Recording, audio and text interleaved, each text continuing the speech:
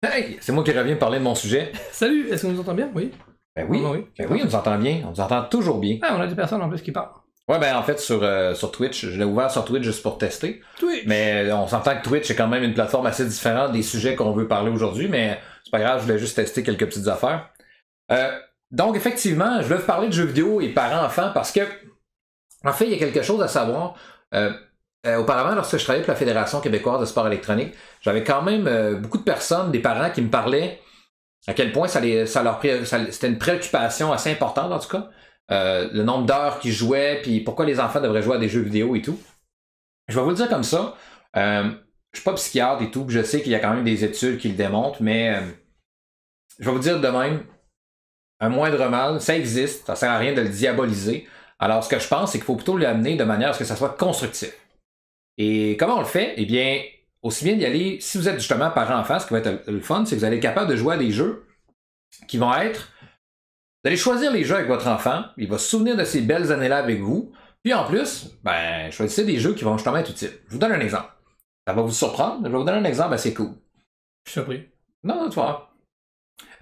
Tu sais, quand on était jeune, bon, on jouait à des jeux de shooter. Présentement, moi, je joue des fois à des jeux de shooter avec mon fils. Puis quand je joue à un jeu de shooter, je joue pas à Quake pour les anciens, Quake 3 Arena. Je joue pas à des jeux comme ça. Je joue même pas à COD. Je joue à Overwatch.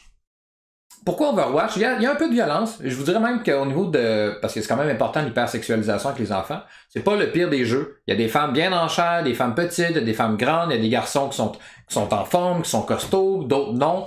Je trouve ça le fun, il y a une belle diversité. Je vous dis pas qu'elle est parfaite, mais il y en a une quand même.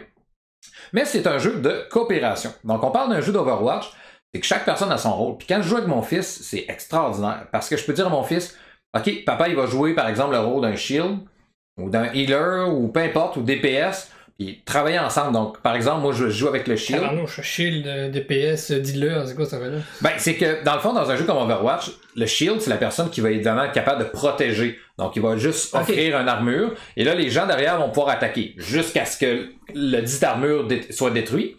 Fait que je peux dire à mon fils, OK, mon fils, on va avancer. Puis, Marie-Kim, je vais avoir besoin de toi pour être sûr que mon armure ne soit pas détruite. J'aimerais ça que tu me donnes de la vie tout le temps. Pendant ce temps-là, James, toi, avec ton arme, toi, t'es capable d'attaquer les autres, mais t'es fragile. Fait que reste derrière moi, puis Marie-Kim va s'assurer de me donner de la vie parce que moi, je vais être en avant. Donc, ce genre de travail-là fait que c'est coopératif, puis c'est pas juste bang bang, paf paf, on tue tout le monde, c'est un jeu violent. Il y a une cohésion d'équipe, il y a une communication, il y a des frustrations aussi des fois. Même mon fils, des fois, il va dire à Marie-Kim, ah, si t'avais pas. Non, James, ça sert à rien. On joue là. Quand on a terminé, ah, tu vois, Marie-Kim, ce qu'on aurait pu faire pour améliorer, c'est ça. Ça aurait peut-être nous amener plus loin dans le jeu. Parfait, on a trouvé quelque chose, on n'en parle plus, c'est terminé, et là on le met en application dans les prochaines parties. Un autre jeu que j'ai vraiment trouvé intéressant, j'ai essayé, je veux pas faire de pub, là, mais Nintendo Switch ont sorti... Comment dire, s'il vous plaît, Nintendo?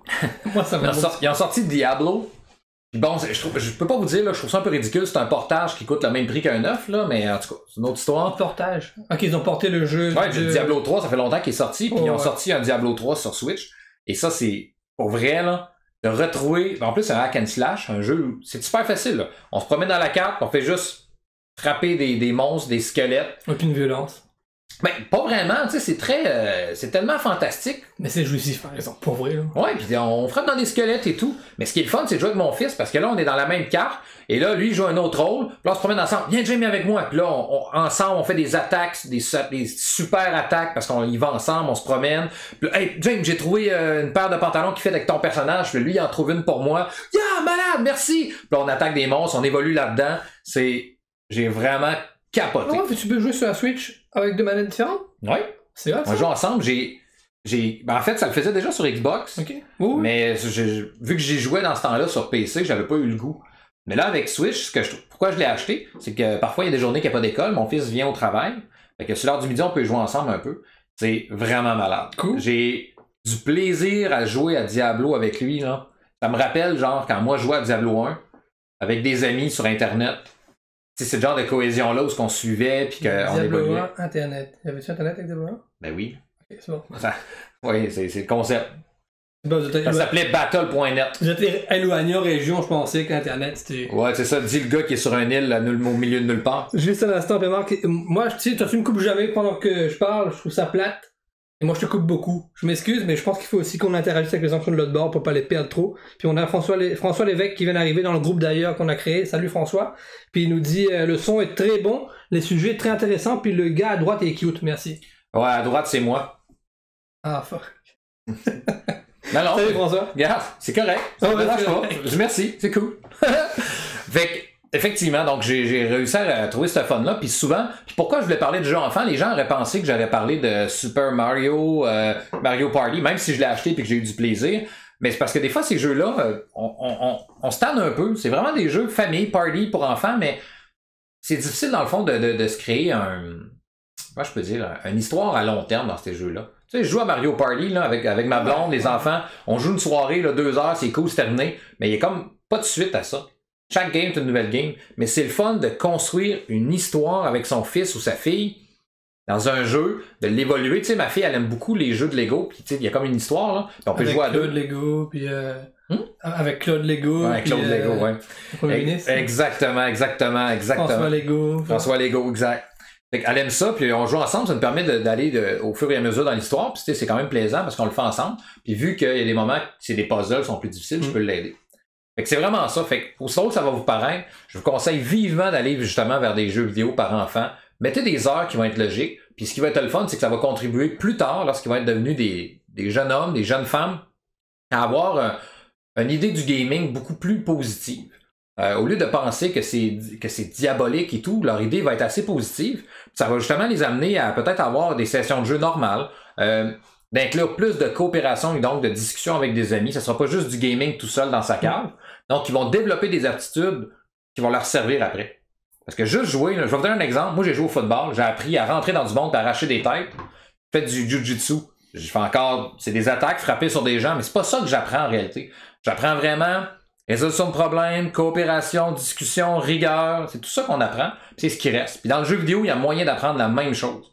Alors, les jeux vidéo, je ne vais pas en parler énormément, mais les jeux vidéo par enfant, faites-le, c'est super important. Puis ce qui est le fun, c'est que plus tard, quand vos enfants vont peut-être avoir leurs propres jeux à lesquels vous n'aurez pas d'intérêt, c'est possible, votre enfant joue à League of Legends. Ça, arrêtez-les, ça c'est... Ah ouais, là, on peut pas. Mais non, pour vrai, il va jouer, mais peut-être que ça vous intéressera pas. Mais c'est pas grave, vous allez plus comprendre son univers, il va comprendre la vôtre. Puis vous allez être capable aussi, vu que vous avez déjà été un gamer, de lui dire écoute, on a déjà joué ensemble, tu sais que je suis un papa gamer, je sais que j'ai déjà joué, mais moi, je parle pour papa parce que moi je suis un père, mais c'est pareil pour les mamans. Là. Mais il y a des heures à mettre pour être logique, parce qu'il y a d'autres sphères dans notre vie qu'il faut être capable de faire grandir, une sphère sportive, une sphère sociale, etc. C'est toutes des sphères. Fait c'est ce que je voulais vous dire. Appréciez ce moment-là avec vos enfants. Toi, tes enfants, là, très très bientôt, ça s'en vient. Là. Très bientôt, tu vas pouvoir commencer à jouer. Puis c'est. Ben, j'ai testé sur Xbox 360 parce qu'il y a les rétro-compatibilités des jeux 360 sur Xbox One. J'ai testé avec Olivia Pignata, là. Puis j'ai acheté le pack rare. Tabarnouche, je m'en vais, bye, je reviens, pardon. Il disait Rare. Salut, Rare Replay.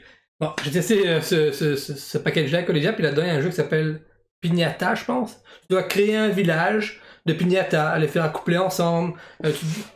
Non, c'est vrai, mais ça apprend le processus de vie, tu sais. Tu crées une Pignata, c'est une chenille. Cette Pignata-là, elle, pour faire venir des Pignata oiseaux. Donc on doit les faire reproduire, puis pour les faire venir, ouais. Ouais. C'est ça, c'est un jeu par enfant? Ouais. Merci. Ah, tu me coupais depuis tantôt? Ouais, c'est parfait, c'est génial. Okay. On a des likes qui montent. Ah ouais? Non, mais, tu sais, pour pouvoir faire entrer dans ton village des pignata oiseaux, il faut que tu aies des chenilles parce que les oiseaux vont bouffer les chenilles. Et ça apprend un peu le cycle, un peu de la vie.